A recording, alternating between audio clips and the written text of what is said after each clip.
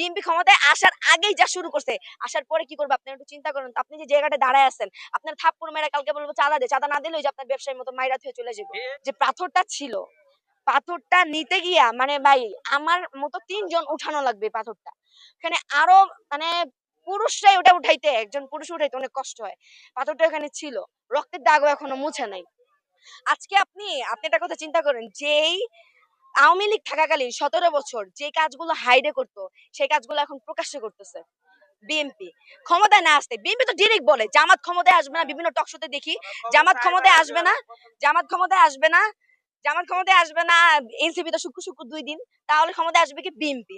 BNP ক্ষমতায় আসার আগেই যা শুরু করছে, আসার পরে কি করবে আপনারা একটু চিন্তা করেন। আপনি যে জায়গাটা দাঁড়ায় আছেন, আপনার থাপ্পড় মেরে কালকে বলবো চাঁদা দে, চাঁদা না দিলে ওই যে আপনার ব্যবসায়ীর মতো মাইরা থুয়ে চলে যাবে। সে এরকম হবে, ব্যাপারটা হবে এরকম, বুঝছেন? এখন হচ্ছে আপনি একটা কথা চিন্তা করেন, বাঙালি সব কি জানেন? যে ওরা সাপ যখন ছোবল দিবে তখন বিষ কাটাবে, সাপের বিষ দাঁত ভাঙার জন্য পাগল হয়ে যাবে। আসলে ওরা বুঝবে মানে বুঝতেছে না যে এখনই যদি সাপটা বিষ দাঁত হওয়ার আগে বিষ দাঁত ভাঙা দেই, তাহলে সাপ পরবর্তীতে আমাদের ছোবল দিতে পারবে না। আমাদের দেশে আরেকটা স্বৈরাচার হওয়ার আগে আপনার কি মনে হয় না এটাকে আগে দমাই দেওয়া উচিত?